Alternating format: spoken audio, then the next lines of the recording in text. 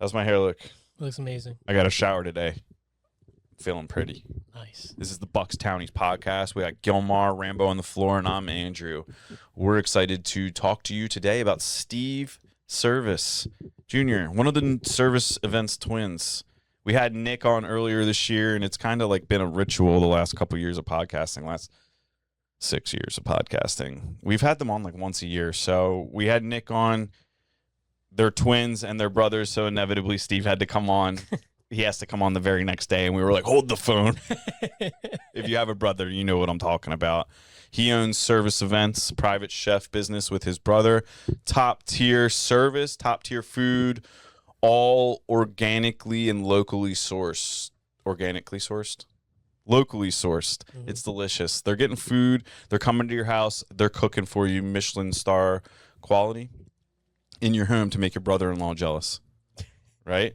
Right. You know what I'm talking about. Exquisite. If you're trying to flex on your friends or show your lady a good night, call the Servis boys.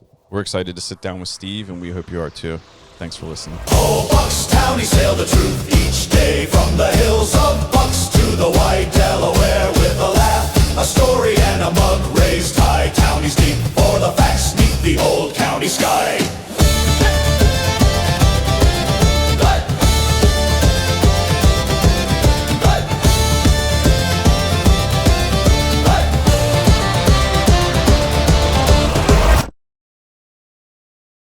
Do you believe in astrology, though? I do. Yeah, I do. There's been some hard debates in the circle right now. I've been debating with Colin Kurtz about astrology, and he's very closed off to the idea, and he thinks it's insane, which is his opinion to defend. But the one thing that I think is funny about astrology is, like, there's so much we don't know. Yeah. Wouldn't it be cool if it did kind of work? One of the things that always tells me it's somewhat true. Steve thinks it's true. Who knows how true this is, but that they make decisions based on finances and investing, and the Rockefeller family has done that for many years. And I think JP Morgan did. I think with a lot of these things and a lot of those ideas, they make it woohooey because they don't want us to look into it. Like, if you become an astrologer, you become someone who's on the fringe, or someone who's I don't know, just a little crazy, where it's I think they intentionally make that thought of don't look into astrology because you're gonna be crazy. But it's exactly. while all the billionaires use astrology, and it's if you can read astrology and understand all the charts and everything, it's almost like understanding a different language, kind of, Yeah, I don't know how much I know about it to really talk about it in great detail, but what I have experienced with astrology is when you talk to someone that's really into it, like a skilled astrologer, whatever is going on, there's a unique ability to project what is going on in your world or what has happened in your world without them really knowing you. And I don't know how that's done. Woo or something. I don't know. I think whatever it is, it's cool to enjoy a lot of things I feel like you can make relatable to your own life when you read something like a horoscope or something. You know what I'm saying? Dude. This week will be tough. And there's a lot to that. Yeah. When we have really hard weeks at home and stuff, we always what's going on in the sky? What's happening up there? Yeah. I believe that about the moon. Yeah. When the full moon goes down, dude, I feel a little weird. Yeah, dude. Do you feel a little crazy? Yeah, every time. Yeah. I started tracking it a while ago. I'm like, what is going on here? Maybe it's the moon. What does the track say? The track says it's the moon.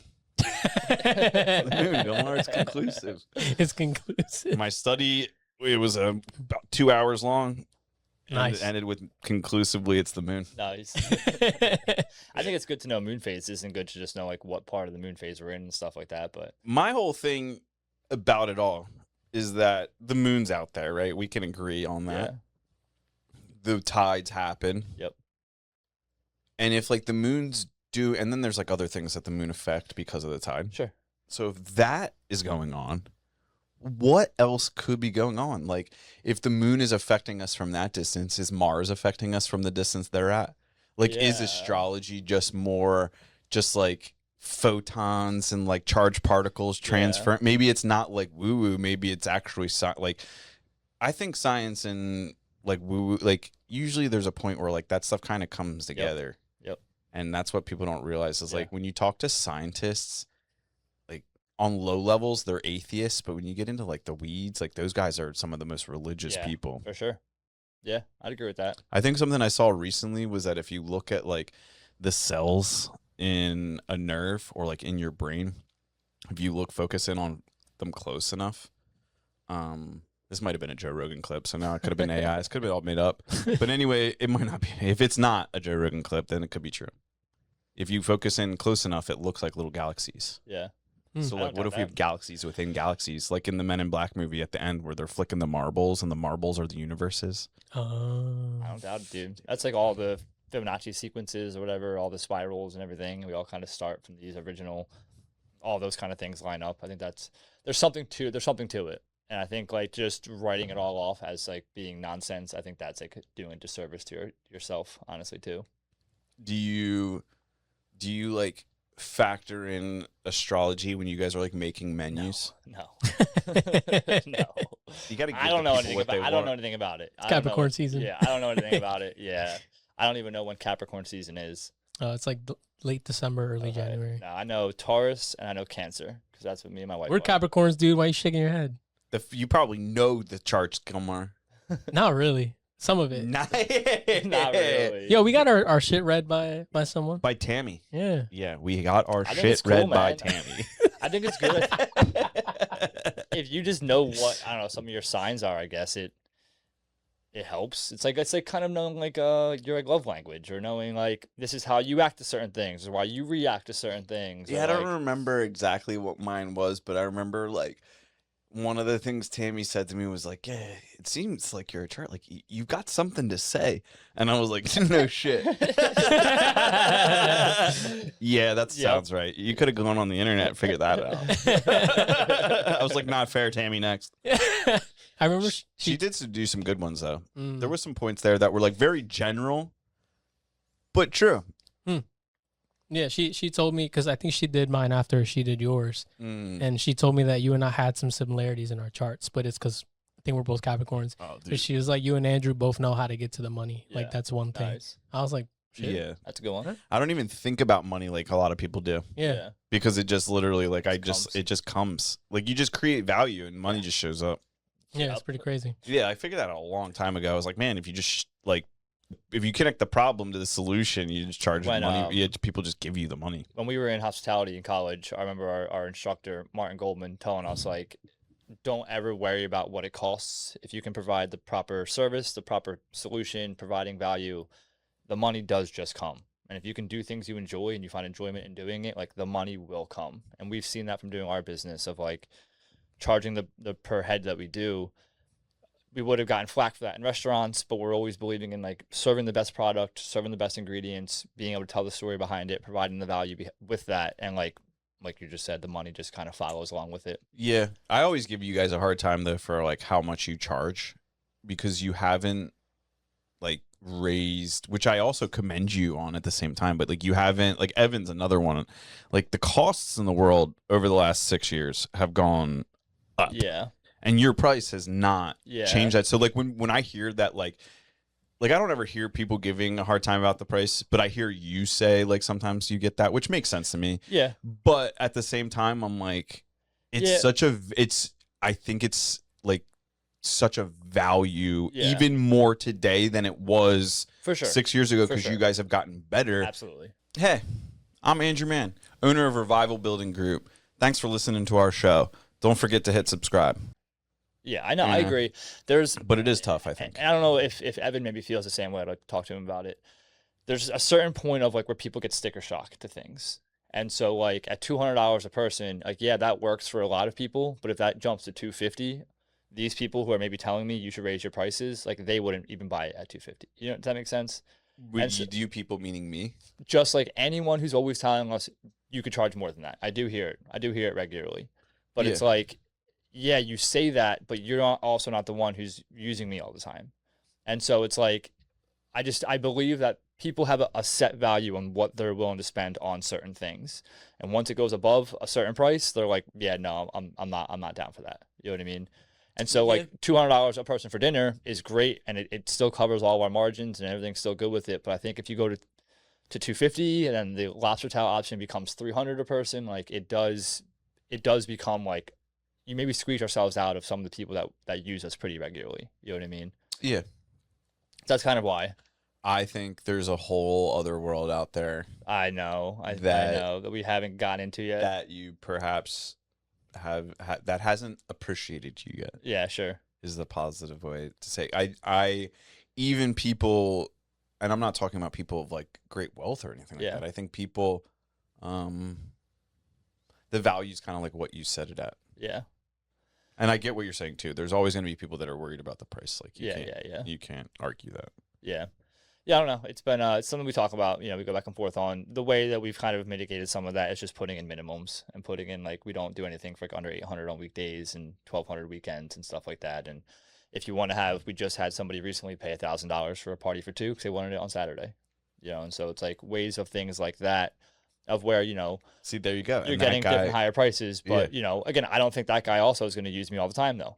You know but what I'm like, saying? but the model of that guy, Yeah. like that guy exists more than just once. Yeah, for sure. in for the sure. world. Yeah, yeah, yeah. And so like I think do you ever like look at that or like wonder like what your target customer, do you set like goal customers? You're like, hey, we would love to like work for this type of person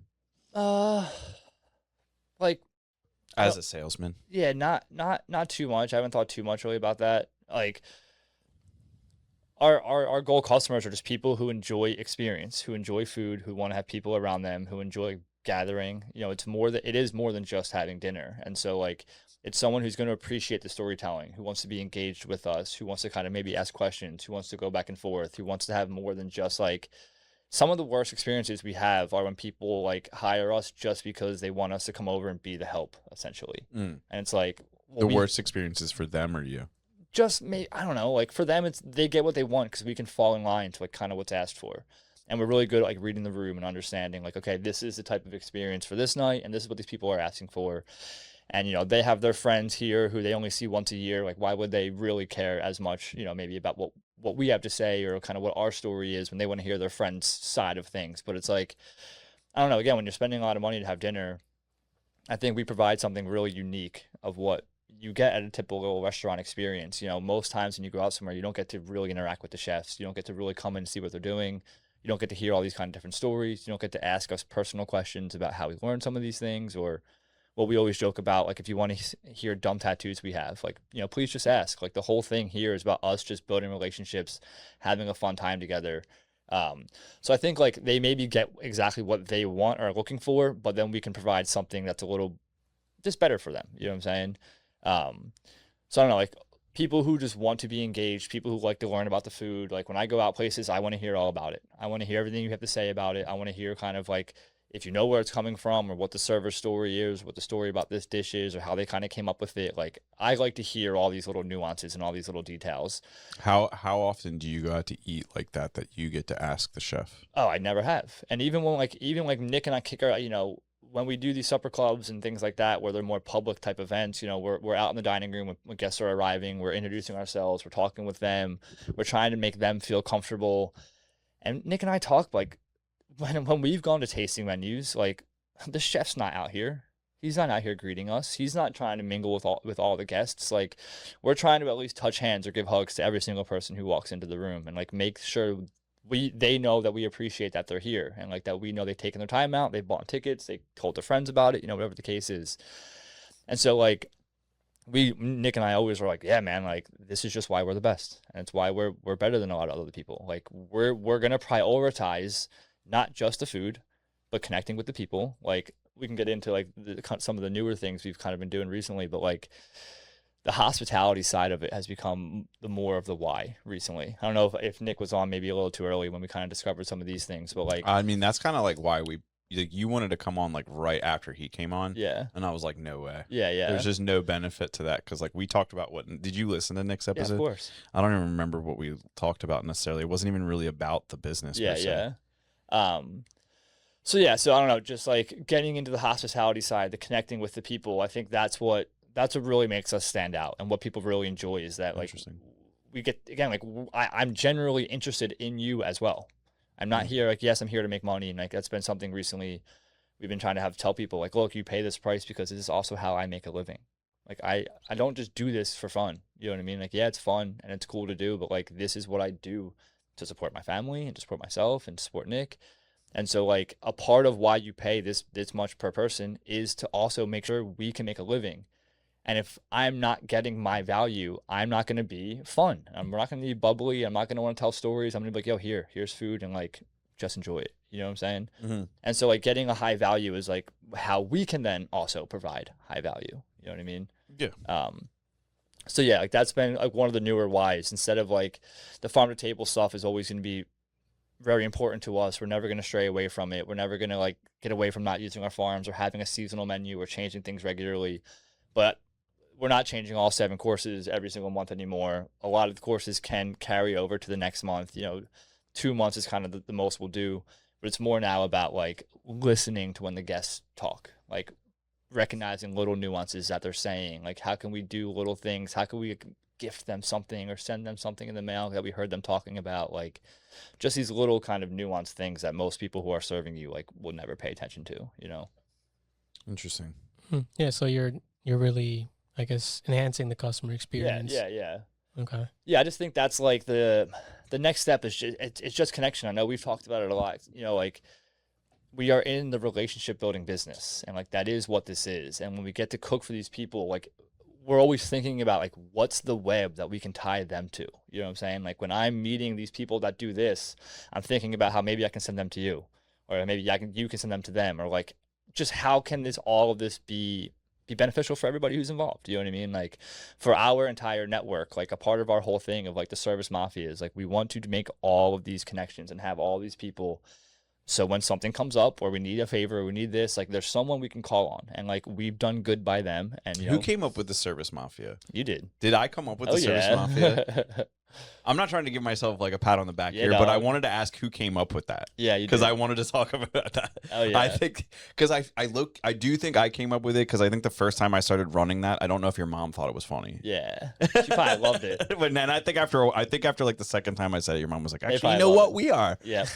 Because like when you say mafia, you never want to be associated with like the cartel. Yeah, sure. It'd be like the Servis cartel. Everybody would be like, oh shit, are they like lobbing off heads? No, and what's going on there? They got cattle farms? Mhm. What else they growing up there? You know what I'm saying? Like that's just not healthy branding. Yeah. But I think Servis Mafia fits. Yep. It's a very like, family centric. Yeah, it is. Blood in, blood out. Yes, sir. Yeah. But I also love that you guys all have like the tattoo make shit happen. Yep. We also have everybody has family over everyone. Alex doesn't have make shit happen. But our whole family has family over everyone. That was the first ones we all kind of got. But yeah, me, Nick, my mom, and my dad all have to make shit happen. Yeah, That's funny. So like the hospitality end of thing is what you guys are doubling down on. Mhm. And is that because you felt the need to reinvent it to sell more experiences, or was it like you guys needed to reinvent it because like you'd been doing it for so long? It's not even about reinventing. It's about what we see is lacking everywhere you go. Mm. Like when you go out, like we always joke, like, the prices went up when COVID happened, and, some restaurant quality went down because it was hard to get staff. You were getting a different product. Like you couldn't get certain things because, the limited options that were available. But like COVID's been gone for a while now. But that's why I kind of like challenge you on your price respectfully again. Sure. Because like, for instance, I went with my friend Danny to Korean barbecue at Salt in Lansdale. Yeah. I picked up the tab because it was my turn. Yeah. We had no alcohol. Yeah. Right? Strictly meat on the Korean beef pan. It was almost $400. Yeah. For 2 dudes, and it's 2 business guys, so like we were in and out of there in an hour. Yeah, sure. Talk boom, boom, boom, boom, boom, boom, boom, on a Sunday night, doing and out. Yeah, we were eating yeah. ice cream by 7:30. Yeah, sure. So like, I know people are out there going out to eat. Okay. And so it costs that much. If you can come to my house Sure. and share the time with Sure. me, and then my guests are there, Sure. bro. So what? And that's the value I think you guys Sure. are. Like, I'm not This- saying that like your product's cheap. No, no, I I understand what truthfully you're saying, I know think what you're you're worth it. And I know your perspective that like, yes, I am not calling you all the time. I'm saying that I think a lot of people when you go out in restaurants like that of like, we get shit for $200 a person, but you have no problem buying a $75, market priced New York strip when you go to the Logan Inn or something. I think when people see things as, you're going to pay this total, they're like, oh, whoa, that's a lot. But when you go out and you don't see that, the appetizer costs $14 and the entree costs $57 and the cocktail to have 3 of them costs you $38, then you get dessert that costs you, $24. And now like, when you add it all up, you are well over $200 a person. But they didn't go into it looking at like, I'm going to spend $200 when I come out tonight. They just kind of like, oh, wow. Oh, the bill was $400. Like, well, I'm gonna pay it now because it's already in front of me. You know what I'm saying? Yeah, I guess so. It's like hard for me to hear that like you're going to be better than that experience. Yeah. For like that, I'm just, why would I ever go out to eat? No, I know. That's what and when we go to people's houses, like 9 times out of 10, like we become the option for like when we want to do things, they call us first. Like I'm low key thinking, like I haven't had you guys over in a while because we just like, I think we Life's hung out. crazy. We just hung out way too much. Yeah. And then you guys your business just blew up over the last couple of years. So like just coming over for 2 people didn't make sense. Sure.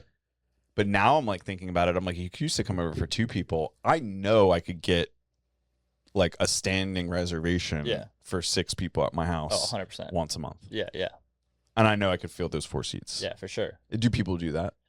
Not like standing like that. We do a lot of people's, like every single time I have a business client, we go to them. Every single time they have a birthday, we go to them. Every time they do an anniversary, like we go to them. Like we just did this one group on Friday. We did a March, June, we'll have them again in July. And so we see like once we start cooking for people and we start like building these relationships, now every time we come over, it's like just your friends are coming over. Yeah. But your friends can cook a really cool, like mean good dinner. You know what I mean? Yeah. I think that it's do you guys ever like think about what the business looks like past just the 2 of you, or is that a different business? Hold on, we'll go back to the point because I was just thinking about the hospitality All right, thing. let's go back. Like we saw during COVID in the restaurants that it became really hard to operate, right? And so a lot of people wanted to just support the local businesses. They wanted to make sure they stayed in business, wanted to make sure they stayed here. So it became a little more acceptable of mediocrity is probably the only good word I could use. COVID's been away for a few years now. All the restrictions have gone away. You know, there's no more loans. There's no more unemployment. It's been that way for a while now. I have yet to really, really see the push to bring back almost pre-COVID expectations, if you will. They're out there. The places are limited. Well, yeah, that's what I'm saying. But that And- shouldn't be the case. But the staffing, what obligation? Like it's a really tough business to operate when your staff isn't trained and they don't want to be. Yeah. I'm sure just the way you run business too, like that's not a me problem. Like that's not for the guests to bear the burden of. You know what I'm saying? but what I'm saying is I know that I'm one of, we'll say 10 or less builders within 30 miles of here, Sure. capable of doing what we do Yeah. regularly. We have all the trained labor. Yeah. Right? You hear constantly, like, the reason the people beneath us don't do as good at work is because they don't have as good at people. Yeah. Right? You really think that? I'm not I'm not hammering every nail. Yeah, but you don't think I'm the glue that holds it together. I'm the Yeah. one that holds the standard. Yeah. But like I would I argue make that's sure more important. everybody's happy. Yeah, and I'd they're argue that's more important. A lot of restaurant owners don't do that. But if I don't have any people if I have But no if good you're holding the people, glue together properly, you're making sure people are happy, you're never going to not have good people. but if you have no boards to glue together, you're just glue. Yeah, I don't really quite like. There's never not going to be people who are in these industries, and there's never not going to be people who want to do better. And Yeah, there's but never not going to be. you're not people- wrong, but it's fair to say that there's like a limited supply of people that want to do amazing work, or an unlimited supply. I mean, Is there a limited supply of customers that want to pay 200 or an unlimited supply? Everything's limited. sure, but I think sure it's limited, but there's definitely like an abundance. You know, there's to get into these industries, especially in restaurants. There's no barrier to entry. Anybody can do it. You don't have to go to school. You don't have to have this, But everybody was told to go to insane school. education. And so if you can get with the right person who's inspirational and like can run a tight ship and like who you just want to be like, you're always going to have people want to follow you. You know what I'm saying? Yeah, but like you know that in your heart Yeah. on the other side of that. No, What 'cause if I did that? I worked for people who I was inspired by, and I worked for free, and I worked for shit wages, and I worked just for knowledge and education. you did? Yeah. But a lot of other people in the industry did also. And then how's the industry look right now? Better than it's probably ever been. At least when you get into like fine dining type things. But you just started The whole thing idea off is with I'm talking saying about it's not. here in Bucks County. I'm Yeah, talking no, about I'm not here talking in about these any- restaurants that we're talking about, the ones that are average in the area. a lot of the things that we saw that was maybe the standard 6 or 7 years ago seems to be that the acceptance of that is much lower than it was. And so when we can come in and provide a much better product and we provide exceptional hospitality around that product, I think that's the thing now that really does separate us from everybody else. Our farm to table food definitely does too. Our plating is more beautiful than mostly anything I see around here. But us being like extremely genuine and hospitable and like caring for the guests when we come to your house and the way we operate in your house, which is like one of the most, you build them for everybody, like one of the most important things for people.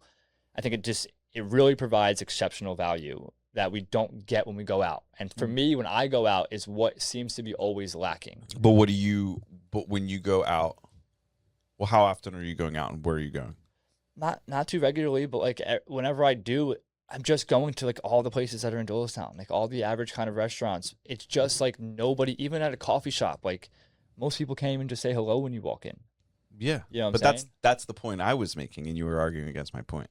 What do you mean? I was saying that you were willing to put the effort in because you understood, like, if I make this investment into my skill set, Yeah. I will get this back. Yeah. The culture, like, you're old now. Yeah, I don't think the folks think like that. How like more owners and more leaders aren't focused on that. That's more what I'm trying to say. Of like, I think that's it's fair to focus, want that.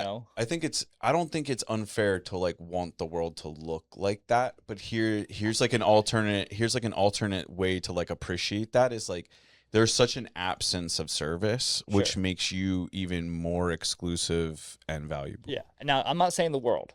I'm saying people who are charging you for that service. When you're charged to go somewhere that you're expected to be taken care of, and like they're going to service you and they're going to give you proper food and they're supposed to give you hospitality, and when that constantly is lacking, it's like that's probably one of the biggest things in Bucks that I see of like that we need to work on. Do you think that there would be an opportunity for you to train places on hospitality? Yeah. Because usually if you have a presence of desire, like if somebody wants to do a good job and they aren't doing a good job, it's because they're not trained properly. Yeah, sure. So like maybe Servis Events, maybe these restaurants and these service industries, like everybody's paying for financial consulting, marketing consulting, social media consulting. Social media is dead. Yeah. Maybe there's an opportunity for you to start speaking up to these people and being like, hey, look, like we got to do better as a restaurant industry. Would you ever do that? Yeah. I think you'd be good at that. Yeah. There's an awesome guy. His name's Preston Lee. It's the like 30 rule. That's what he does. He's a big just hospitality consultant. It's service first for everything that he does. Will Jadera did the unreasonable hospitality. So like where a lot of this kind of came from. Who's the first guy? Preston Lee. It's called the 30 rule if you look it up on Instagram. But he has like some of the coolest, the 30 rule. Gilmore's on it today, dude. Look, you're locked in. He just has like really awesome, just like he's one of these leading guys of just like, it's all about service. Like if the guy next to you isn't doing his job properly, then just do it. It doesn't matter. It's not about what everybody else is doing. It's about how are you providing the greatest service. Yeah, because I think there is an absence. And we talk about it a lot too. And like, don't get me wrong, I'm sorry to cut you off. Like if I go to a restaurant and the food's okay, but the service is exceptional, I go back there. Yeah. But if I go somewhere and the food is great, but the service was like they could give a shit less that I'm there, I'm not going to go back there. So do you think that a lot of businesses, because like we're obviously not going to out anybody here on the podcast, it just would be rude. If your team doesn't care, they're not the problem. Your leadership is like that's the easiest thing to kind of talk about. And it's not always putting it back on them, but like that, it's what it boils down to. You know what I mean? Yeah. I know you see this in what you do. I know you probably run a really tight ship. I know you're probably not the easiest also. So it's that's what it takes. You know what I mean? Yeah, but the people that work with me, they understand your standard. Yeah, like they know I'm not the easiest and they almost like prefer that. Embrace that. Yeah. But that's also because like I'm not an asshole about it anymore. Yeah. There was a time where like I wanted to be the best but didn't know how to like for sure. Didn't understand that the guy doing a bad job wanted to do a good job. And he's not doing it intentionally. Yeah, I know what you mean. Sometimes. I know what you mean. Sometimes you got to kill somebody for doing something I intentionally. You understand. got to cut them off the site. Yeah, but what I'm saying is that, like, and again, not outing anybody locally, but there's a lot of businesses locally that I think want to do a good job, but perhaps just don't know any better. Yeah. And I think that a lot of these places pay for social media and exposure and things like that. And it's like, why would you pay for all of that if you didn't want to deliver 150%? Because not like some people will have a bad experience and go back. Yeah. And then some people won't. So your argument, like your pitch to these restaurants could be like, how many people, like how you're surviving on this many people. Yeah. How could you be thriving? Like what would it look like if all these people started coming back? So there's something I don't know if instead of 50% of them. Well, I don't know if like you have this in construction. I know it's in finance. The like 80-20 rule. In restaurants, it goes 80% of your business comes from 20% of your clients. And I saw this at Slate Blue, probably better than anywhere else. Well, that original rule is 80% or 80% of your money comes from 20% of your effort. Yeah. Oh, okay. So it was like an efficiency of like, if you're doing 100 things in a day, sure. What are the 20 of them that are actually moving the needle? Exactly. So we saw that at Slate Blue a lot, where we had regulars that were there literally every single day. And so there were people that would come in that like, yo, this guy is literally paying the electric bill. You know what I mean? And so like 20% of the people that came into that restaurant paid for 80% of probably all the revenue of it, which is because they gave exceptional service. They gave very consistent food. The people knew what they were going to get every single time they came in, and it's what they were coming for. Do you think that like because you're an in-home or like exclusive service, the expectation on service is there, but if you are brick and mortar location, the expectation isn't? I think you can get away with a lot more. I think you have a lot more leniency when you have a brick and mortar. So like we always talk about, we have this on our whiteboard in our kitchen all last year that said we only have one chance. And so like the idea, like you said, of people will go to a restaurant, you'll have a bad experience, but you'll still come back. How many times have you maybe you both have said it before, you've heard your wife say it, maybe the chef was having a bad day today. Like, we'll just try again. Or maybe the chef was off. Like, we don't get a chef was off today. Yeah. We don't get you were having a bad day. Like, if I come into your house and provide you with a bad experience, you're probably going to think almost every other private chef is also like this. You know what I mean? Maybe, yeah. Some people could jump to conclusions. So I don't know. I don't think if I was to invite someone into my house, I would expect it to be like of the most respectfulness, of like the most care. Like, yeah, I don't know. I think you can get away with a little bit more when you have a brick and mortar and you have a little bit more of the space around you. Like, I don't get to create the ambiance in someone's house. Hey there, Gilmar from Amore Studios here. Thank you so much for checking out the podcast. Make sure you comment, like, share, and subscribe. Now let's get back to the show. Have you ever thought about like once in a while doing like a WWE intro where you guys have like smoke machines and like you guys come in with like your knives, like Dude, no, just like occasionally switching it up so wild that people are like, what could happen tonight? Bro, it's so scary every time. You already don't know what can happen every night. You know what I'm saying? Like, I don't know the place I'm walking into. Every time, unless we've come back for the second time. Like, I don't ask to see the pictures of your kitchen. I don't ask to see where your house is. Like, we come in completely blind, so I don't know how it's set up. I don't know anything about it. You know, why is there not like why do you guys not have like a YouTube series of like cooking blind or something like that? Here? Like you literally just have like meta glasses and be well, like, we have the meta Nick's glasses face just now. being like, yeah, shit. Yeah, like we have nowhere to cook. We do have the glasses now. So yeah, I think I'm gonna order a pair tonight. They're sweet, dude. Sick. The Gen 2 can do wide. They're one of the coolest things. Nick and I aren't the biggest tech people, but one of the coolest things that, at least for me, that I think about it is like it does real life translating. So if you were sitting here talking to me in Chinese, I could say Meta translate, and as we're sitting here talking, you'd be speaking Chinese to me, and it'd be translating into my ear. I couldn't talk back to you, obviously, but it can do like real life. I was like, that's badass. Yeah, damn, you just talk to Chinese people and just burn an ocean at a time. Or you can just sit in a Chinese restaurant and at least hear what they're saying maybe about you. You know what I'm saying? You can like go somewhere and like you can't speak the language. You can Bro, I know what shit they're talking me. about. Yeah. I don't know. I think that was one of the coolest things, but it's. But you're not that's funny to say that because I know how anti-AI you are, and that's all AI. I know all of it is. I know. You're in, dude. That was the Trojan horse for all you. of the meta glasses got steep. the glasses are like the only way that we are able to. So in restaurants, we were really big on not being on your phone, and it was a big rule of like no cell phones. So it was a big rule in kitchens, and so like we carry that over still into our business. So I don't want the guest to ever come up and come into the kitchen to ask us something or to like say something to us and have us be on our phones, or like we're filming something, so now your food is maybe not as hot as I wanted it to be, or maybe one of the garnishes died in the time because we just wanted to film something. The glasses is the way to go around being on our phones, and it's also the only way to get footage of us serving somebody. I'm not letting you walk out to the table holding a phone to the table. That's like literally, it's never going to happen. And so it's a way for us to very nonchalantly still be able to give service to somebody and show vision at the table. Hell yeah. You know That's what I mean? cool. And what I the love service that. looks like. Yeah. So that's How pretty do cool. you guys manage being yourselves so much on like your business account?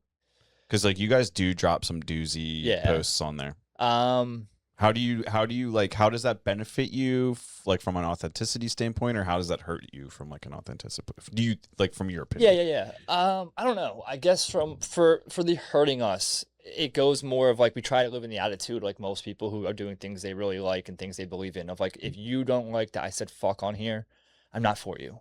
And like you're not gonna like my service anyway. If you don't like, if tattoos gross you out, I'd rather not cook for you anyway. I'd rather not have to do the whole thing. Like, you know, we're very good at being very polite. We're very good at reading the room. Like, we're very good at, like, we don't just come in abrasive the way, you know what I'm saying? Like the way I would, yeah. yeah, we come in very professional, and like you dictate how much of us you actually get to see. Social media is a little bit different, where it's like this is just our social. Evan said it a while back of like your Instagram profile is essentially your portfolio, like how you have a tattoo artist's. And so like the things we're putting on our Instagram are things that like I just want you to see that we're doing. I want people to know that we raise cows. I want people to know that we know about these things. I want people to know that it's not just something we preach about. It's something that we actually do and we actually live. And so like the social media aspect of like maybe being able to be ourselves, I guess it kind of just comes naturally. It's not something we think about. We don't think about like, oh, make that sound more like me, throw an F-bomb in there, or, you know, do that. Like there is none of that. Like I did that. Now that And you honestly- said that, I'm like, honestly, that'd be funny if to it be was. honest, like we had a post recently that I did of Amma and I, and we did the first ever event ever, you know, June 6th of 2020. Nic runs our social media for everybody, you know, listening and watching. Like he does all the social media stuff that's become his role. And, you know, now you can only do 5 hashtags now on, you know, on a post. And he's always like, hey man, like make the caption short and simple, you know, whatever. Okay. And so I write up this post, you know, for me and Amma. It's on our Servis Events page of the first event we ever did. And I put like, you know, story time, and I wrote, you know, that one. I wrote a really long post and a really long story explaining what was happening in this. One of him and Emma, The next one. bro. And so I wrote like a really long thing about what was happening here and like what the whole backstory is. And it's like that probably has like 600 or 700 likes on it. It's got like 12,000 views. And so it's like just being genuine, like going back to like when we first started, we would write captions like that of like, everything's about how much we appreciate this, how much we love it, how grateful we are for your business. Like, it's just, you actually care. Like, I don't know. It's not something that we think about having to do, or like, I don't know. It's not bullshit, if that's like the easiest way to put it, of like, we are just us. It's not something we think about. Like, look how bad my first dinner ever was. You know what I mean? It's when I look back at some of the things we first did, I'm like, how Is did that pork? That's out duck. It was an all duck Hell dinner. yeah. So if you go back, I can tell you what everything Quack. was. It was my buddy Andrew Turk and his wife Lindsay for their anniversary. But they wanted an all duck dinner, and so it was the rillettes aren't in here, but it was that's like duck tortellini with maitake mushrooms and cherry puree and glazed turnips and pea flowers. And then the amuse-bouche was like a quenelle of goat cheese with lemon zest, and that's duck breast. That's a panna cotta with like a red fruit soup, so strawberries and cherries, red wine. Duck breast with panisse, nasturtium, spinach, charred onions, poached rhubarb. But again, just the plating is so terrible. A beet carpaccio. You missed duck rillettes. I didn't have a picture of that, but those were probably the best thing that was maybe there. But yeah, beet carpaccio with like shaved fennel and other summer herbs and stuff like that. But it's crazy looking back. I'm like, who would pay for that? You know? Thank God everybody did, and thank you to everybody who did do that, because it's gotten us down to where we are now, where like I'm very happy and confident in the food that we provide now. Yeah, it's pretty crazy. I was looking at that post and I did notice the change in quality. Just your plates. Well, I mean, if you just go back to just the entree course, like that panisse, I can show you another picture of the actual panisse of recently. And dude, talking about look at how pale that is and like how just poor it looks. Like I can show you pictures like that's on. We now have panisse as one of the pictures on our wrapped SUV. You know what I'm saying? And it's like to go from that to what we serve now is like it's night and day differences, which is just so cool to see. It's one of the biggest things I noticed too. I was like, damn, you guys really came a long way. Well, it's cool. Like this is where I think social media is a cool thing of like of your portfolio. Again, going back to that idea of like it's snapshots of like where were we 6 years ago? You know, where were we in our plating and these kind of things like and how it improves year after year. You know, we're at a point now where a lot of dishes we do like we can rotate back to each year, and we know like what's in season at what time of the year, and so we can repeat certain things. And so it's cool to see like how did we plate it last year compared to plating it this year. You know, the arancini is an example of that too. That's just it's fun, and that's how we get to keep being excited about it, keep having enjoyment in it. Is coming up with some of these different kind of things. And then it allows us to do, you know, the 15 or so events we're doing a month, like that we kind of know what the menu is going to be for August, or I know what we're going to serve in January already, you know what I mean, kind of thing, which is cool. Would you guys ever be like 4 events a month, but like massive events? Yeah, maybe we have 100 people on July 4th, and that's making me like, we could keep July as it is right now, you know what I mean? It'd be totally fine. Dude, they're not fun to do. Like, prepping for that much isn't fun. Doing the ordering for it is not as fun. Like you have to go like sometimes farmers can't even provide you with the quantity you need. So you're like double dipping in other places to get the same product, which now it's just more time driving and more time going somewhere. Or you have to go to like using some kind of like, you know, local purveyor, which you don't love to do. And they're not like, it sounds crazy, but you don't get to meet everybody when you do that. You know, this party of 100 people, I'll meet the husband and the wife, and I'll meet maybe a few people who we like sit and kind of talk to. But like when we do a party of 10, I know everybody. You know, I get to know all of you personally. I know your stories. I know how many kids you have. I know what your dog's names are. Like I know where you went to college and when you graduated, and like that's what we really enjoy about this whole thing. Is like if I just wanted to serve a mass amount of food, I would just go back to working in a restaurant. You know what I'm saying? Like in a restaurant, even as a chef, like you never got to go meet everybody. Even when you touched the tables and said hello, like it was just that because it's what you were supposed to do. You know what I mean? But like you didn't really have conversation. And if somebody wanted to have a conversation with you, you're like, dude, I have to get back into the kitchen. Like, why are you still talking to me? You know what I mean? So it's so cool now of where like we can actually focus on knowing the people and knowing the guests and having these relationships with them. It's like, yes, we could, you know, if we were going to do a couple big events in a month, I would try to do like some massive ones and then like take the time off in between them or something. You know what I mean? But yeah, it's not as fun. And then like the logistics, you know, I'm sure you probably know Gilmar, like the logistics are so much more. And when people are doing a party that size, they're so much more picky, and then you run into so many more issues and you run into so many more potential problems. And then, you know, when I come to your house, like, now doing a party of 100, like we have to bring the entire outside kitchen. I have to bring all these additional things. I have to bring all the tables for us to set up on. Like, you know, I don't know. And I can make the same amount of money doing a party for like, you know, I guess to make that much would be a lot, but be 50 people or so. But regardless, I was like, all right, cool, put the number up. How much are we going to raise prices to do a party? To do a 50-person tasting menu would be rough, but doable. But so I don't know. It's just, again, it's not really what we love about the whole thing. Like it's really cool to get good paydays for the big numbers, but I like having them like 5 or 6 in a year. You know what I'm saying? And then just having like the cool intimate ones that like also the cool, like when people are doing parties that size, it's like they're mostly, and some have, this group in July will probably be this way, but like everyone doesn't always hire you after that. They want to have you come do, you know, their wedding. They want to have you come do their big bar mitzvah or something, but like then they're not trying to have a party of 6, you know, a couple times a year. You know, they just wanted you to come for this one big thing, which is great. But we're looking for like the long-term relationship. I'm looking for the repeat business. I'm looking to become the person that you call whenever you have something special going on. You know what I mean? Do you like, how far do you guys look out in terms of like years? I I don't know, probably just one, maybe. Like goal setting and things for our personal life and like our house and our marriages is a little further. But like, Well, how far do you guys like personally set your goals? Because I know you guys are like big like goal guys. yeah, I don't know. That's been like, I guess we probably have to revisit that recently because we're at the point now where like everything we set the goals for are like, it's coming to fruition, if that makes sense. Like, That's how it's supposed to happen. yeah, exactly. So I guess it has to be revisited. I've never put timelines on things. I guess when I go back, when we were living in Maine, I read this book called Timeline Therapy. That was all about how to do that and like how to write all the things out. And, you know, I didn't make the money that I put in, you know, in some of these, but everything that I wrote down like has happened now. And that was, you know, 6 years ago or so. What would that look like now if you made one for like the next 6 years? That's a good question, man. I don't even really know. Like, it's hard to say just like business running. Like, okay, in 6 years from now, if we could be completely like business wise, would be that like it can run without us having to do social media.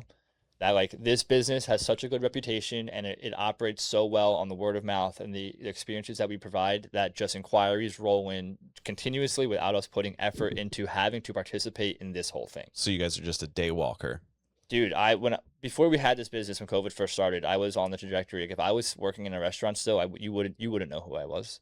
You know, I was on like I got rid of all my social media. I got rid of everything. Like, it wasn't until COVID came and we were literally stuck at home. Now it's like, okay, I should maybe like know what's going on. That we got it, and then having the business really kind of throws us into it. But like to be able to get off social media in the next 5 or 6 years would be great.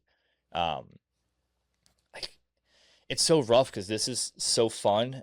And when I talk about doing other things, it's a means to come back to doing this. And so it's like, I see the business just running the way that it does, maybe more effortlessly. You know, I don't want to say like go the easy route, but my goals now would be more family oriented and would be more of like, we'd either be in a different property or one that we kind of see as with more land or one that we see as more of like our forever kind of place, or getting into like we're making this one now our forever place. I love where we live and I could live there for forever.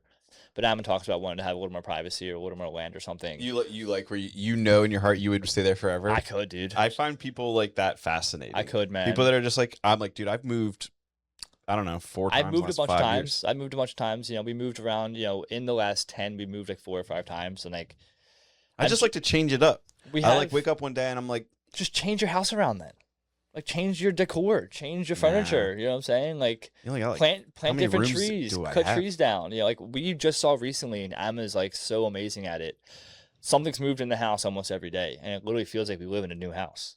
You know, like we now like our front room. Yeah, but that would make me feel schizophrenic. I need to like. Yeah, I don't know. I don't have that problem, I guess. Yeah. Yeah, like I need to come home and be like, I the also keys like. are right here. I also like. How do you feel? Do you feel that way? Do you switch things up all? We over have now? some things like that. Don't get me wrong. Like things live in certain places. You know what I'm saying? He's talking about new layout every day. I would come home and I'd be like, I would just go right back out. I'd be like, I'm going to fuck the office. Like I can't. You stop moving the couch. She's trying to just like more so like figure out how does it operate better? How can we be more comfortable? Like we put this here because it looks better that way, but your family's growing though so fast that like it's probably too. I know like my family doesn't look anything like yours, but like there's already stuff accumulating. Then I'm like, dude, this is insane. We're gonna need a bigger house just to like put this stuff away.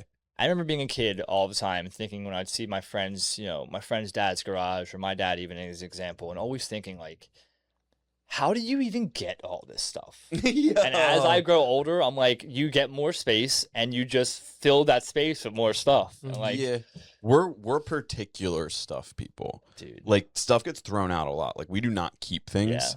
But if it's like we've got car parts, dirt bikes, like just stuff like that I'm like, we have kids' toys everywhere. You know what I'm saying? But sometimes you go to people's houses and you're like, dude, you guys have like 80 beach chairs. Yeah, it's like, my mom buys a new one every year. We can't stop her. Yeah. It's like, shit. What? We try and do a dumpster like once a year, once every 2 years. I'm like, okay, we haven't used that. It's time for that clearly to go. My big thing is plants. Yeah, I love, dude, we have so many plants. Accumulating plants, I don't think is a problem. No, I don't either. We have so I learned many how to keep them alive, so like I can accumulate more. I hate that too. Like, oh, I love plants, but I just can't keep them alive. Like, they literally need water and sunlight.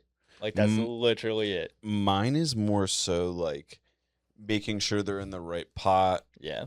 overwatering them, underwatering big them. It's like, overwaterer. yeah, you say just water them, but Ficus is a Yeah. temperamental bitch, dude. For sure. And if he keeps acting up, he's going outside. Yeah. You know what I'm saying? I got a pretty tempered ficus as well. Yeah, dude. Alan Aloe is like, I cut a little bit off of him the other day. Like I derooted him and like made baby Aloe, who's the verdict's still out whether or not baby Aloe's gonna survive. Yeah. But Alan was not thrilled. Yep. No. And then I gave him some water and he bounced back. Perked I was back like, up. you faker. Yeah, plants are cool. We have a lot of plants. We have a lot of recently, like, a lot of like ivy. That's like we have in pots that we have now growing up the walls and growing like over the doorways and stuff like that. Inside the house? Yeah, dude, it's sweet. That's crazy. Yeah, it's Inside cool. the house. Yeah. Yeah, bro. Like, do you ever think like you'll have enough plants where like wildlife could start living inside and you wouldn't know it? No. We got like a whole terrarium in your house. No, like, bro, like there's just a squirrel in the tree. You're like, oh shit. You're like, oh shit, dude. No, I don't know. How long you been in here? That'd be cool. No, I don't think so. I was in a house. I'll tell two tree stories. Yeah, One yeah. time I was in a house that had a tree inside the house, and these people were wealthy enough that it was like a Yeah. rainforest Yeah, for cafe sure. for real in their house. Yep. Wild. You could lose you could have lost an animal in that house. Yeah. Second one was one time we were flipping houses in Kensington, and a junkie had we got a hold of this one property, and we kicked the door open, and we're like, all right, what are we gonna do with this place? And we go in the family room. Somebody had brought an entire tree in from the street Yeah. through the second floor, like through the ceiling of the first floor into the And like second floor. planted it into the ground. Yeah, but it was like dead. They like cut it down and okay. they planted it inside as Yeah, like yeah. we're gonna do drugs around Like the you tree can't just do inside that. the- Yeah, you can't just do Yeah, that. we walked inside and I was just like, I looked down at the ground. I saw all this shit all over the place, and I was like, we're gonna sub this one out. Yeah. This cleanup's like, my guys can't handle these many needles. Dude. But I remember walking in and being like, there's a whole the tree from the corners in the house right now. It's They cut it at the base and slammed put it through the inside. tree, Beautifully done. Insane. Beautifully done. That's Nice probably- I'm like, do you know craftsmanship. how much work? My thought was like, if that guy or gal, you know, because you don't know. You don't know. You don't want to discriminate on junkies. You don't know. It's rude. I think it's wrong. If they had put that much effort into anything else in their Bro. life, they Nope. would have been president of the Bro, United States we right say now. that. We say that with all the scam calls you get. And all, Oh no, dude, if this you- was. But if you took all the shit you did, like we got scammed when we first started the business, Mm. and I see the same play happen over and over now, I'm thankful it happened then because I recognize it very easily now. But like, I forgot you guys. Yeah, I forgot about that. About the senior citizen if scam. you just I took forgot. this play, like if you took all this effort and put it into something positive and took your knowledge on how to do technology this way, like you would probably make way more money and you could do something way better probably. Yeah, but that guy who scammed you that one time could probably afford to hire you now. Oh, definitely could. Have you ever thought about that? Like maybe the guy hired you. That guy was in like fucking Saudi Arabia or You don't know that. I do know that. I do. I can You don't- hear his dude, he boy next scammed to you. him. He could have been in New Jersey. Bro, He could have it hired was you. wild. Yeah, I don't know. I hope not. I hope they were some foreign country or something. What if you were standing in line at and somebody just came up behind you and whispered, "Be like, I was the guy." Would you recognize his voice? No. I I don't never really If like something like I that would happened hear, to like, me, I would go on vacation until I found you. I would hear like voicemails from him. Like once you stop answering these people, they get really big on like, "Hey, I haven't heard from you. I'm worried about you. Are you okay? Like what's going on?" You know, and so I would hear a voicemail from time to time, and then you'd hear in the voicemail like the other calls that are happening behind them, Mm. and you can hear the things that are going on behind that person. The call center. Yeah, of, like the same thing. My favorite thing is when you get those text messages. Like I always respond back in like the most radical way. Yeah. Like it'll be like a political text, and I'll be like, "Of course I'm going to the riots later, Becky." And they'll be like, "Good, glad to see you out there."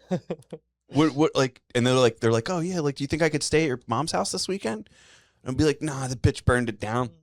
Like shit like that. They'll be like, "Oh wow," like, and I'm like, "I know you're just trying to get my credit card number." Or I get something. all This the is scams, hilarious. yeah, all the easy pass, told by plate things. Oh, you have an easy pass overdue, and it's like, no, I don't. Yeah, no, I don't. No, I don't. I mean, who pays for tolls? Everybody does Fuck that. now. Yeah, not everybody. If you have an address, Yeah, if you're privileged. it's crazy to think about in our lifetimes that, like, especially here in Pennsylvania, that like we have watched the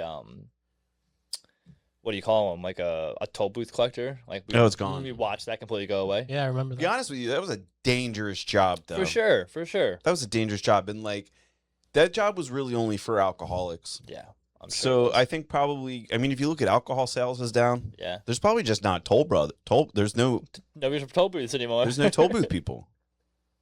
Goes back to the poor leadership. It really comes down to service. Yeah, that's what I'm saying. They didn't want to service the bad car, so we had leadership. to bring in the automation. But Do you it's think crazy. do you think you guys are at any risk of like AI cooking anytime soon? Like, Nah. what do you think? How soon? What's like the Well, time no, collapse? again, like, sure, AI is going to cook, sure. Like, McDonald's and fucking Red Robin, yeah. But, like, going back to this hospitality-driven thing of, like, AI can never do that.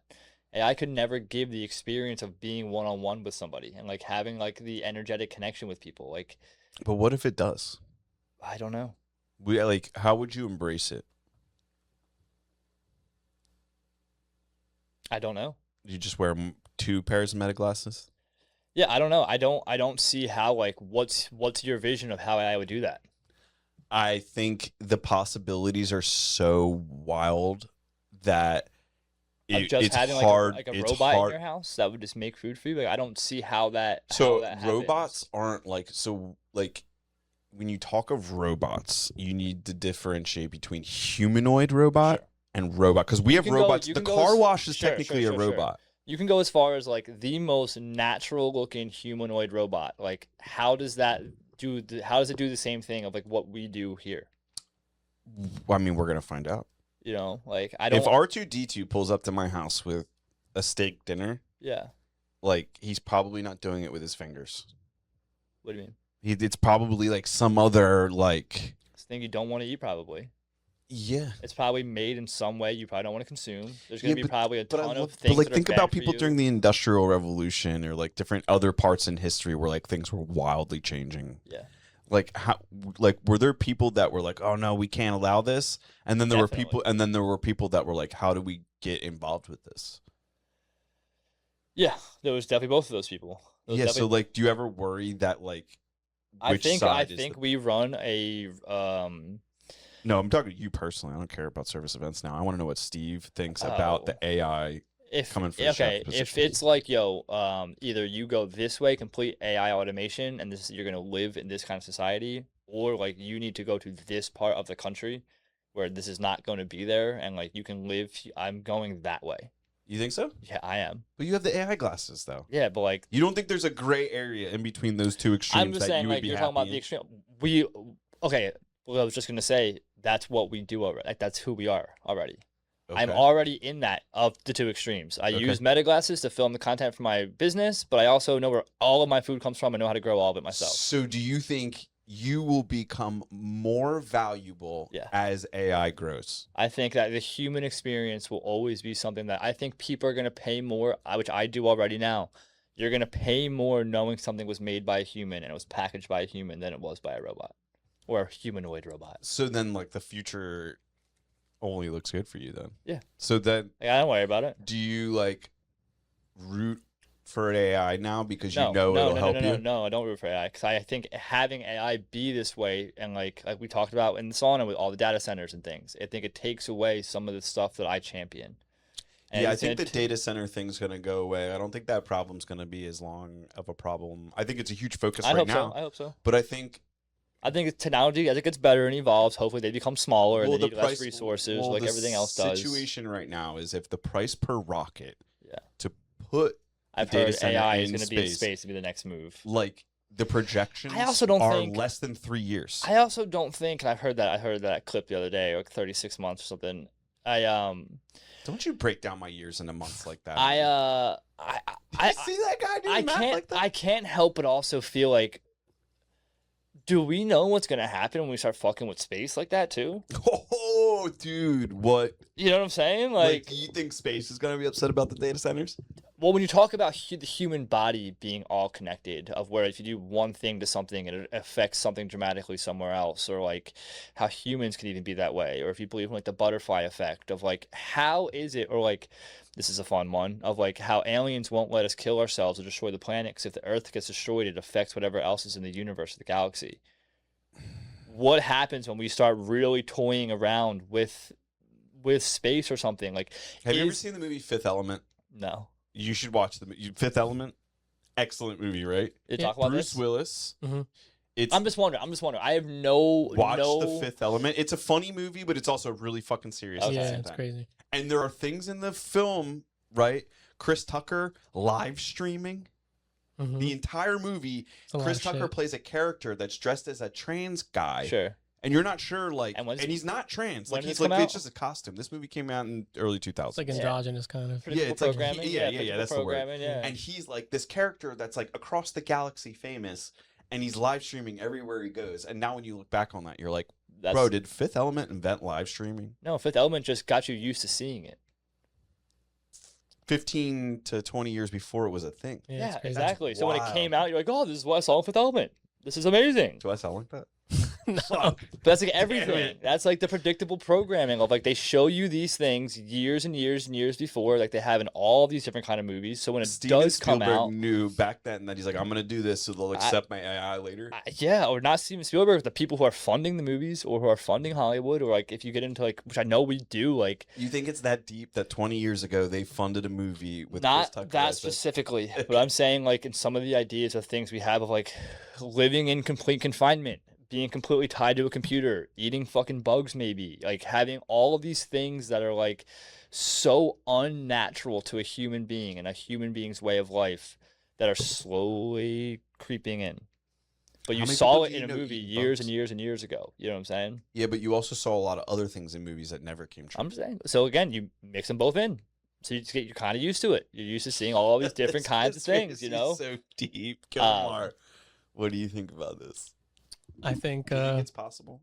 What? Like, you would not think that like that's not like a part of like movie making or a part of No. Hollywood or I a part think of like propaganda that? is a thing, but I don't think you can go back that far. And like, I think what I will agree with that there are things in movies that, like, say you're a little kid, right? Sure. And you see like a cool ass watch in a movie Sure. that's like they're like talking into the watch and they're like beam me back up, and then next thing you know you're the guy who invented the Apple Watch. Sure. So like I think that happens where you kind of like, because you saw something, it You got comes inspired into, to do it or something? you're like, oh dude, that would be sick to have a watch that could have a TV on it, or that would be sick to have like a Mars rover in my driveway, and now you have a Cybertruck. Yeah. It's like, I think that stuff, if you see it, it becomes reality because people are like, oh, I gotta have that.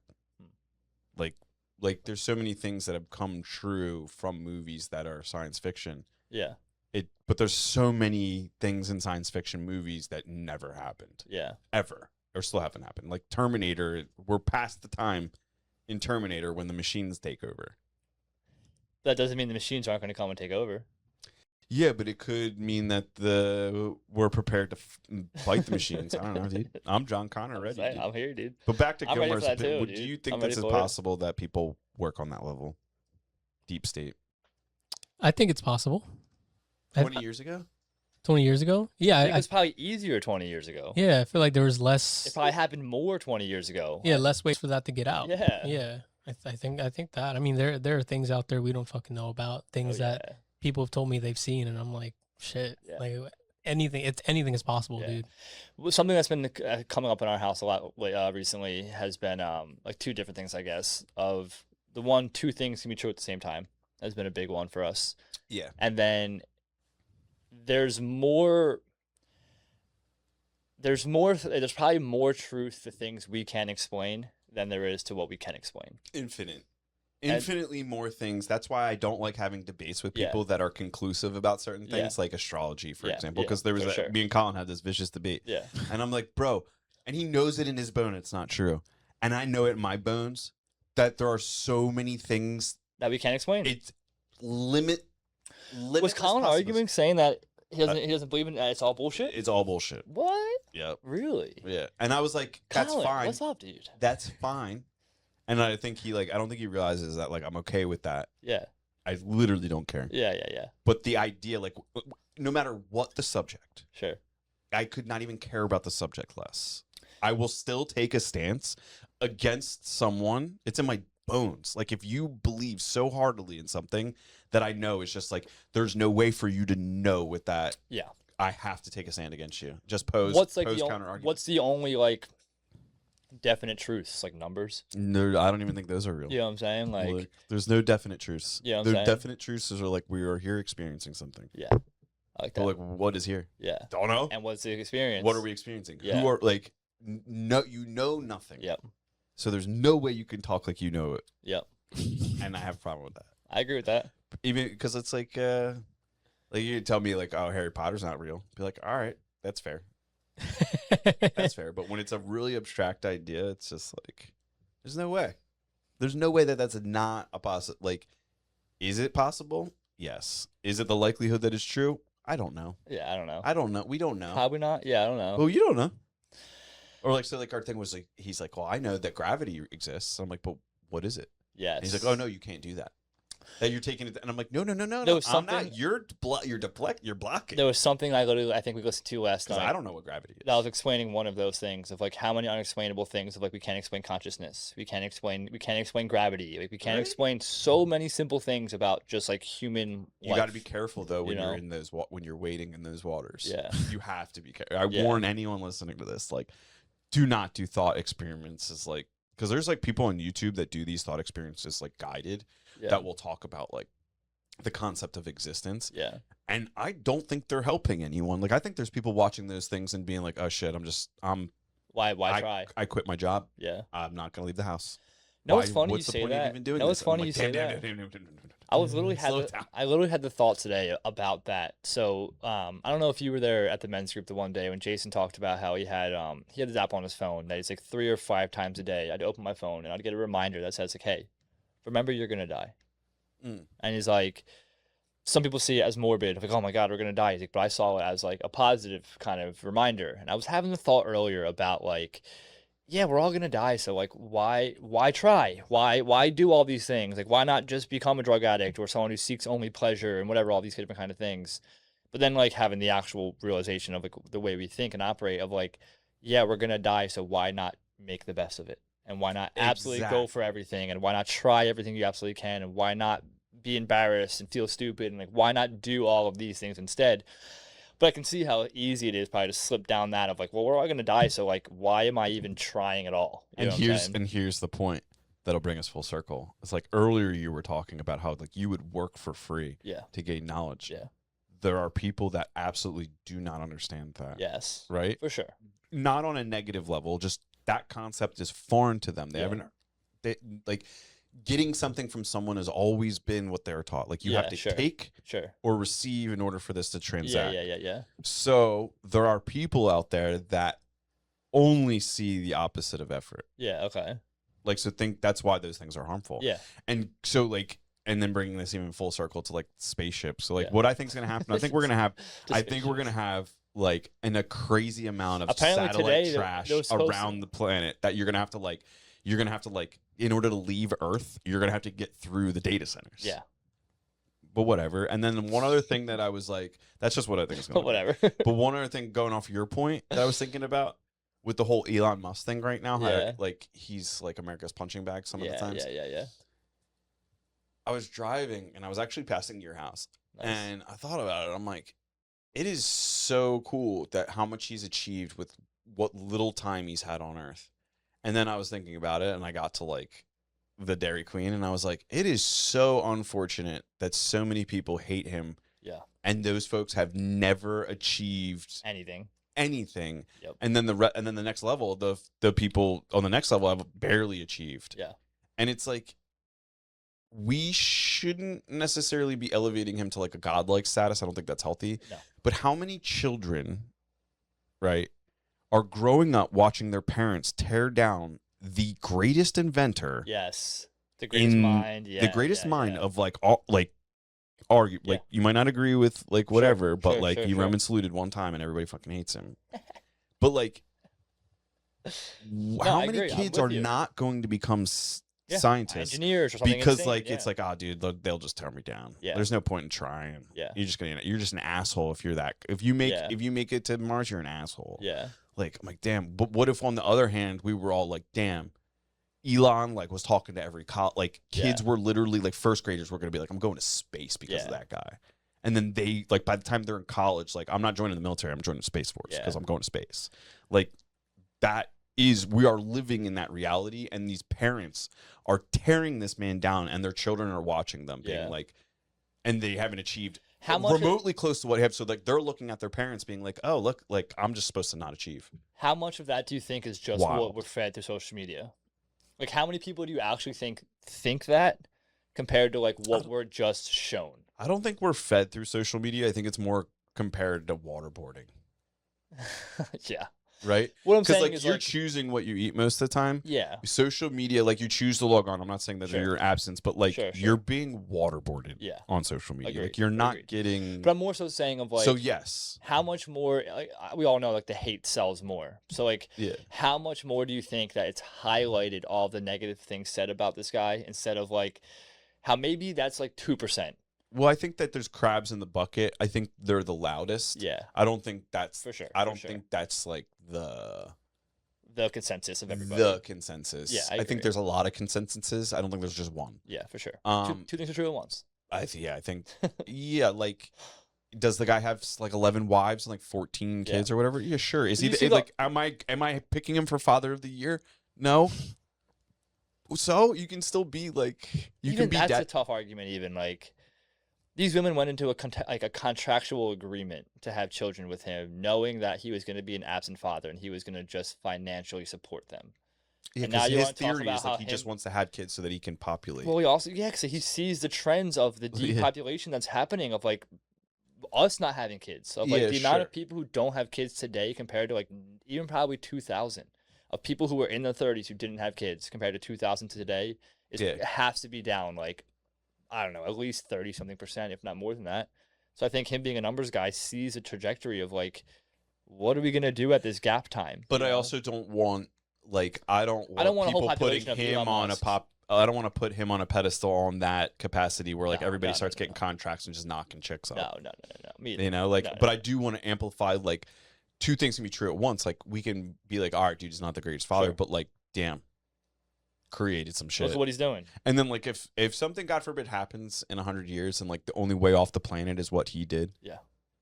Like for us, like the compounding efforts of what he's doing Sure, right sure, now is sure. 100 years. I'm not saying that's the case. Yeah, for sure, I got you. But like, won't those How people many feel like how assholes? many people are gonna be like, I'm not going because he did it. Yeah. Because he made it. I'm gonna stay That's here. Elon's ship. Yeah. We can't. Great grandma Nona Yeah, exactly. protested him in the COVID wars. Exactly. She threw a flaming brick through a Tesla window. Exactly. Got arrested for it. Your grandmother was a patriot. Exactly. So I can see that. I can see that always being a thing. Yeah. That's gonna happen.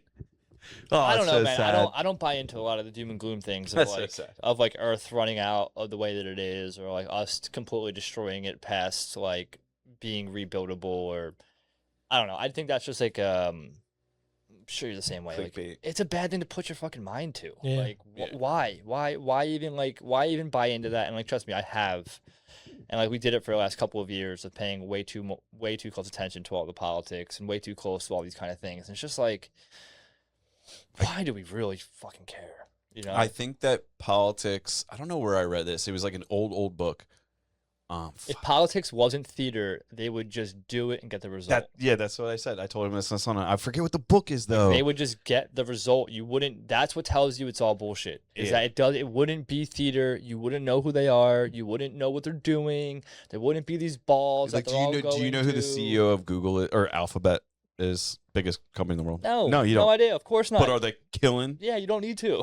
Right. You know Mark Zuckerberg, but like, do you know Elon? But like, name CEOs, right? Yeah, exactly. You don't know these people's names, Exactly. and the only time you find out their names is when they mess up, Yeah. right? You know every politician. Yep. I read. I'll Have you screenshot guys- the book and send have- it to you because you should read this because it's like one of those things that you're just like you put down and you're like, Whoa. Mm. yeah. Yeah. And then the next time you see something political, regardless of what side it's on, you're like, oh, I heard this I don't on. like I don't like peanut butter and jelly anymore. I heard this on a Like, kind of thing. podcast called The Great Unlearn, and it was The a guy. Great It was Unlearn? a guy named Chase Hughes, I think was his name, and he was the one talking about where he's like, when I see something on the news, even if it's something that I'm positive that I'm like, yo, that's cool.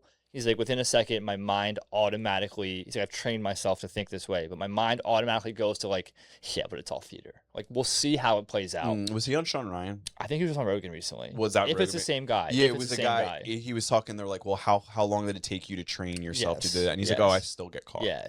It's so, like because the social Yeah. media, the guy. Now I Chase remember Hughes is his because me and name. you talked about this thing right after it happened. I think you put me on. Mike Krause said they maybe sent it to all of us. Yeah. Gilmore, this guy was just like off the charts intelligent. Yeah. And then he goes, and then Joe's like, oh, well, then how'd you get into the reps to like do this? And he's like, oh, like it still happens to me. Yeah. And you're like, oh shit. Yeah. And you're like, yeah, you just got to get off completely. Yeah. There is no, it's like the greatest weapon of all It's all just theater. Yeah. Wasn't he the guy that made the social dilemma? Maybe. I know at the end of it, he was talking about how he's trying to make his own new news platform. Yeah, but I think it was the guy who originally came been. up with social It dilemma. could've And this was I could be wrong. I don't know. Yeah, I don't know either. It was a cool podcast. The Great Unlearn was a cool one. Even that, like, I've gotten somewhat away from like just some of the rhetoric and the speech that people use, like in those terms of like the really spiritually awoke community. Sometimes that turns me off a little bit now. Are you familiar with Christian nationalist? The term? No. That's one that I've like. What's that? I think you I've might learned be a about Christian Christianity recently. I think you, in the past, would have been a Christian nationalist. Yeah, what's that? It's like someone that's really patriotic, but also like Loves God. loves God. Yeah. And like I'll fall into that. Yeah, but like some of these folks are like super Zionistic sometimes, and like some of their posts are wild. With AI, Yeah, so I'm not again like this fuse a specific expression it's written of with AI, Christianity that's with right. American civic and political life. Like, take politics out of Christianity. Christianity is about loving Jesus, and it's about following the Bible. That's it. Yeah. Following what's in Scripture and doing everything in love. There's nothing in that says love. That's like take the whole thing and throw it away. But so like what I'm saying now though is like if you look at like the 1920s and 30s and you look at the rise. I'm not saying this is the case or the same thing. Yeah. Please take this as like my point. I understand. Like, the United States was Christian founded in a nationalists Christian have a nation. lot of same are following some of the same trends that the Yeah. boys back in the day followed. So I'm like interested to see like how the term Christian nationalist in the next election, Yeah. if you start hearing it a lot, we got a problem. Well, this is saying here that like the government should actively preserve the heritage of saying that we are a Christian nation. It shouldn't be the government's responsibility to do that. It should be our responsibility as a community and the church's responsibility to do that. Yeah. The government should stay out of all of our businesses, and like the government should be as little as possible. Like, again, police and take care of the roads. Outside of that, the government shouldn't really be doing anything, especially when it comes to what the church is doing, what the church is teaching. If you're not teaching just what the Bible is written, then like I don't really care to hear it. You know what I'm saying? Like once you put this political American civic and political life into Christianity, it's like you're taking away the whole purpose of it. Christianity was founded in like Jerusalem in the Middle East. Like, sure, we are a Christian nation. I think we should have Christian beliefs and but again, there's nothing in there that even says the word love. Christianity is all about do everything in love. You know what I mean? That's the whole thing. You know what I mean? Like Corinthians, I think 13-14 is like stand firm, act like men, be strong, be courageous, do everything in love. You know what I'm saying? None there's love nowhere on that fucking page we even see right here. You know what I'm saying? So like I'm a patriot. I like America and I'm all about like the American beliefs and I like Christianity. I think that's becoming a cool thing and it's almost like it's just a cool anchor kind of like when you feel like you're straying off the path or like you feel almost like spiritually homeless. You're like, because we've done I've read a lot about Buddhism. We've done the yogas. We've done the meditations. I've been into all these different kind of things. I listened to all these different spiritual teachers and stuff. And like, I don't know, a lot of them, and I know no one's perfect, which is like why Jesus was. He was the only one who was perfect. You know what I mean? And like, he was the only one who didn't commit a sin and he died for our sins. And so like when I follow all these other spiritual leaders, like I've watched a lot of them, like their lives crumble. And I'm like, bro, you're supposed to be the guy who's like teaching the rest of us, like, this is how you live. But like, you can't even live this way. So like, done with that. I'm not listening to that anymore. You know what I mean? And so the Christianity has been really cool in that regard of having an anchor, having something to follow, having something to kind of read. And just like learning some really cool people in that kind of world has been interesting. But hell yeah. Yeah, we were Well founded said. on Christian beliefs, but to say that the government should be responsible to actively preserve that, I don't agree with that. Yeah. I just don't like the government. I just want the government to not be involved in anything. Yeah. It's just way too blown out of proportion for most things. You know, I think a lot of people probably believe that. Yeah, that's why there was a Yeah, the separation. government That's should why we favor always ask that Christianity. question at the end of the Always ask it. We want to make sure everybody thinks it. You know what a Christian national is? It'd be cool. Yeah. It'd be cool if like they did place biblical principles at the Whose center side of are you public on? law and national identity, but I don't think that's 100% like if. Not to get too into the weeds, but like if you put biblical principles at the center of public law, this transgender thing wouldn't exist. I don't think the laws or the But government would exist I'm just the way saying, it does. yeah, exactly. It wouldn't exist the way. Nothing in America would look the way it did if we were actually Christian nationalists. Yeah, we definitely don't need to get into the weeds on that subject. There is no benefit to. We No, have there's nothing to not. offer that. No, we don't. I definitely don't. Yeah, dude. Yeah. Make food for people. And that's what we enjoy doing. Right, Gomar? Yeah, you do it well. Thanks, bro. Yeah. Yeah, it's fun. It's fun.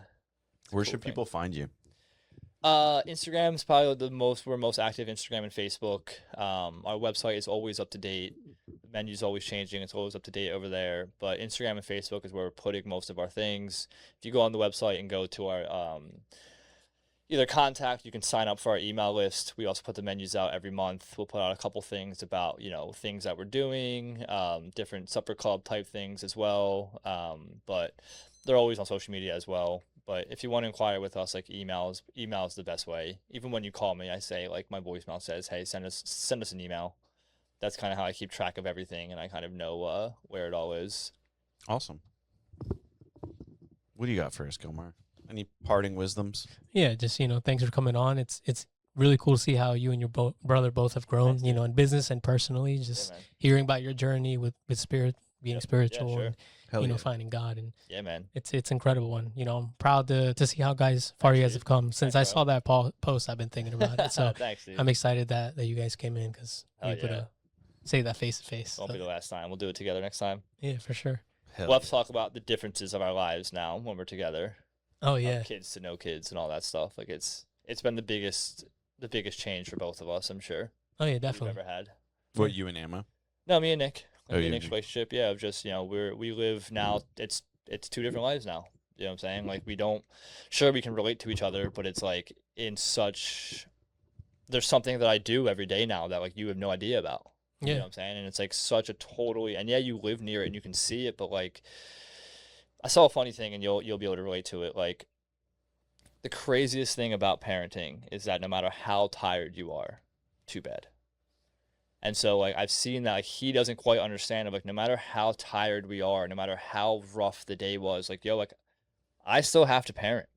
I still have to be this person for them. I still have to do the bedtime routine, still do the dinner, and still do the bath time. And like, no matter how tired you are, too bad. You got to be a parent. You know what I mean? And so that's been like the biggest. Like, there's no sitting down to watch TV in our house. Like, by the time the kids are in bed, it's like, yo, I'm ready to either do yoga or sauna, or like I'm ready for us to go to bed too. You know what I'm saying? Like, there's no sitting down to just like enjoy mindlessly doing something. You know what I'm saying? Like, the days are constantly filled, from start to finish now, which is a blessing, and it's the coolest thing ever. But our lives are the most different now than they ever have been, probably. Hell yeah. yeah, You know? yeah. I can relate to that. But I say that to Yeah, Gomar all the time. exactly. Your brother, your twin has kids now, right? yeah, yes, too. Yeah, so yeah, you get it. Damn, okay, so I'm in the same boat. Yeah. Yeah. I'd love for us to talk about that too with him. That'd be Yeah. interesting. Yeah, very different. But we still have our relationship Exactly, maintained. yep, But yep. like you said, he does things every Yep. day that I have no idea Yeah. about. Exactly. But he feels it. So Yeah, for sure. yeah. Well, yeah, You guys are awesome. Hell yeah, man. Thanks for coming on. Dude, thanks for coming on. Of course. So Yeah. we got Gomar, Rambo, Steve Servis, Let's go, baby. Andrew. Thanks for listening. Hit the subscribe button. We love you guys.